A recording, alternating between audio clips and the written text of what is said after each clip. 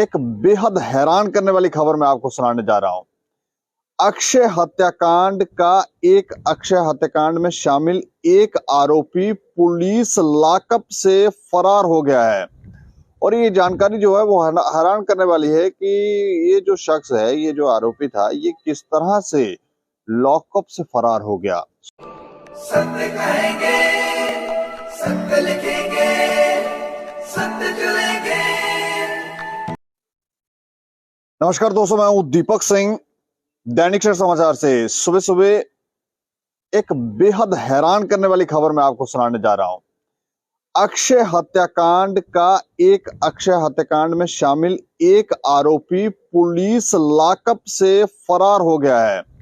और ये जानकारी जो है वो हैरान करने वाली है कि ये जो शख्स है, ये जो आरोपी था, ये किस तरह से लॉकअप से फरार हो गया। सुनने में आया कि इसके हाथ में हथकड़ी भी थी। ये हथकड़ी के समेत ही वहां से फरार हो गया है। अक्षय हत्याकांड के बारे में हम थोड़ी सी आपको जानकारी दे दें। अक्षय हत्याकांड 25 तारीख को अक्षय की हत्या की गई थी कुछ अज्ञात लोगों की तरफ से। उसके बाद इंस्टाग्राम पर लाइव किया गया था, जश्न मनाया गया था। जश्न मना रहे थे, कह रहे थे हम हाथ काट ले आए हैं। कोई कह रहा था हमने अक्षय को गोली मारी तो अक्षय उस तरफ भागा, तो वहां से डरा, तो ये वो मजे ले रहे थे।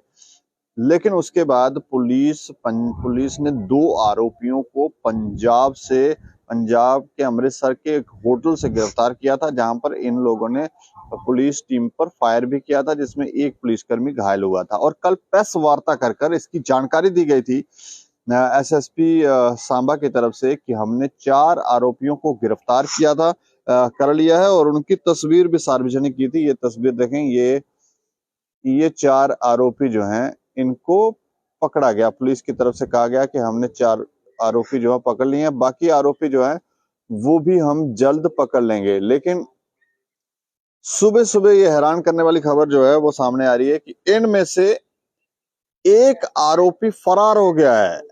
अब ये कैसे फरार हो गया, इस पर ज्यादा जानकारी के लिए हमारे साथ फोन लाइन पर सुरेश शर्मा है, जो हमारे सांबा से ब्यूरो हैं। सुरेश जी। सर। अच्छा, मैं जानना चाह रहा हूँ, ये एक फरार हो गया सच में?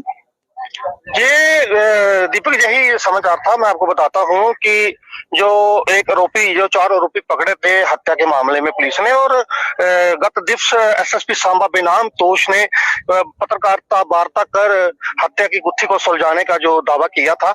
और मैं आपको बता दूं कि जो हमें जानकारी मिली है उसके मुताबिक जो साहिल शर्मा उर्फ गिलका है जी, जिसे गिरफ्तार किया गया था, और ये बीती रात को, मध्य रात्रि को रामगढ़ पुलिस स्टेशन के लॉकअप से फरार हो गया है। और ऐसा भी सुनने में आया है कि हथकड़ी समेत ये वहां से निकल गया। ये एक गंभीर मामला है कि किस तरीके से वो पुलिस लॉकअप से वहां से फरार हुआ है। कहाँ? सांबा पुलिस स्टेशन में थे? कहाँ थे? नहीं, ये सांबा जिले का जो रामगढ़ पुलिस स्टेशन है, जिसके अधीन में जो गांव गढ़वाल आता है, यहाँ पर अक्षय की हत्या हुई थी, और वो गांव जो है रामगढ़ पुलिस स्टेशन के अधीन आता है। और सारी कार्रवाई जो थी वो पुलिस स्टेशन रामगढ़ से ही चल रही थी। और वहीं पर ये जो थे हत्या के आरोपी रखे गए थे। और ये हैरान करने वाली बात है कि एक आरोपी उनमें से जो है वो बीती रात को लॉकअप से फरार हो गया है। कौन सा आरोपी, को नाम है उसका, जानकारी कोई? जो बताया गया है कि साहिल शर्मा उर्फ गिलका। साहिल शर्मा? हाँ। ये साहिल शर्मा कोई इसमें मुख्य आरोपी था? देखो, पुलिस ने मुख्य आरोपी बनाए हैं ना, जो बताया गया कि हत्या की गुत्थी सुलझा ली है और 4 आरोपियों को गिरफ्तार किया है। हालांकि उसमें शामिल 2 आरोपी जो है वो भी पुलिस की गिरफ्त में नहीं आए हैं।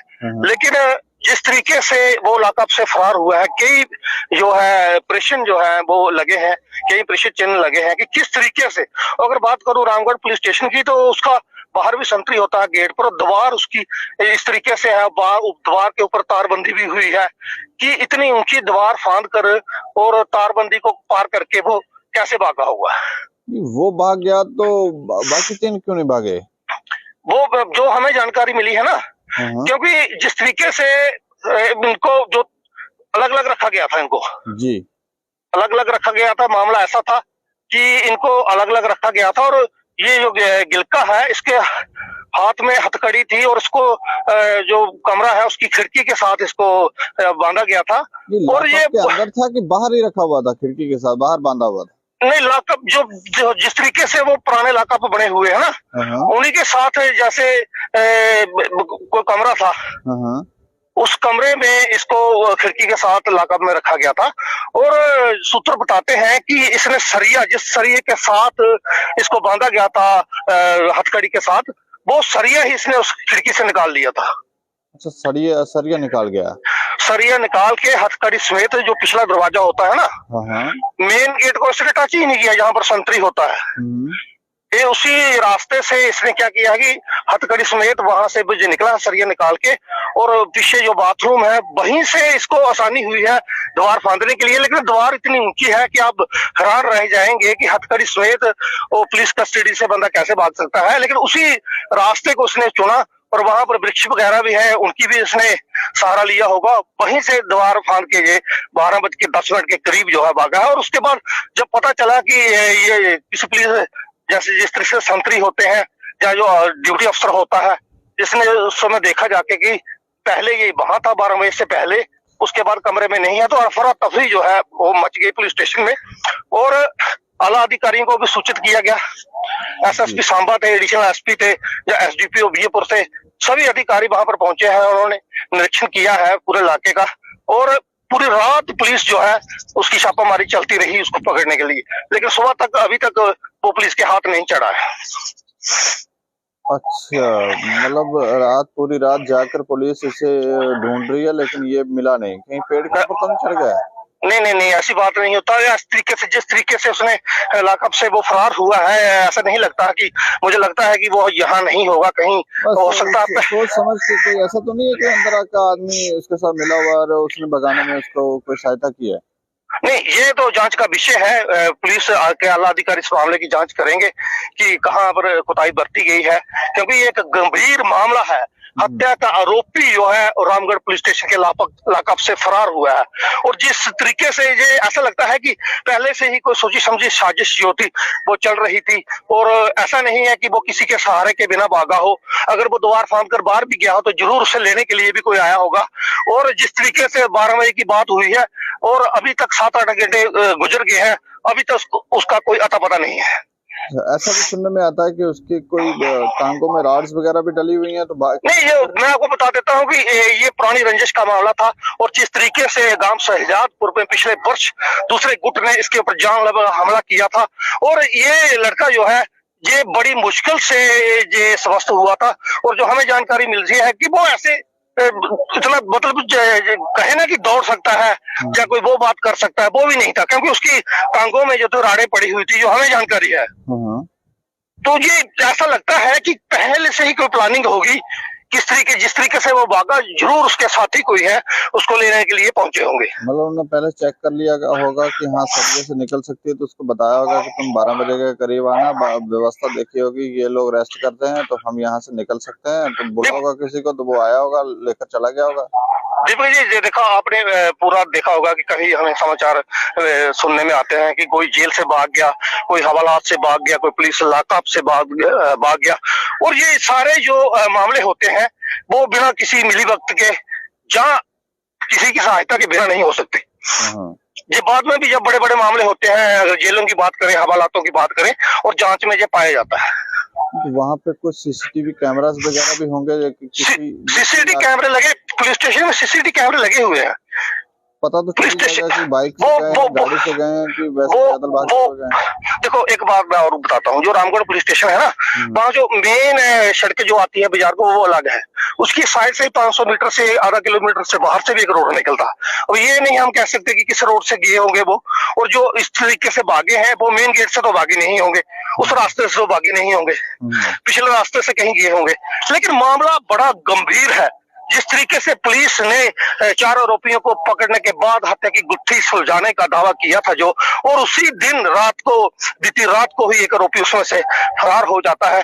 पुलिस लॉकअप से बाहर संतरी होता है, ड्यूटी अफसर होता है, और ये कई ऑपरेशन जो है, ये मामला जो है वो छोड़ गया है। चलिए, शुक्रिया हमें जानकारी देने के लिए। तो ये देखें, ये आरोपी जो है ये फरार हो गया है। और अब कैसे फरार हो गया, कोई अंदर का व्यक्ति मिला था या इन लोगों ने पहले को प्लान किया, जिस सरिये के साथ उसे वहां पर बांधा गया था उस सरिये को पहले देखा गया था, जो बातचीत करने आए लोग उनसे कोई बात हुई है। रात को 12 बजे के करीब ये फरार हो जाता और अब तक इसका कोई अता पता पुलिस को नहीं चला। इसमें 4 आरोपियों को पकड़ा गया था, जिसमें एक का नाम था अतुल चौधरी उर्फ रवि, दूसरा आरोपी था अरुण चौधरी उर्फ अब्बू जट, तीसरा साहिल शर्मा जो भाग गया गिलखा, साहिल शर्मा उर्फ गिलखा ये भाग गया, और चौथा था राजेश कुमार उर्फ छोटू। तो ये तीन को अलग रखा था, जैसे सुरेश जी बता रहे हैं 3 को अलग रखा था और एक जो था वो अलग था। अब अलग क्यों था, ये वहां पर क्यों था, फिर वहां से जब फरार हुआ तो ये कैसे हो गया, हमें लगता है कि जांच होने के बाद ही पता चलेगा, लेकिन अब तक इसका कोई अता पता नहीं चला और ये हैरान करने वाला मामला है। इस खबर के ऊपर आप प्रतिक्रिया रखें और देखते रहें दैनिक सवेरा समाचार। नमस्कार।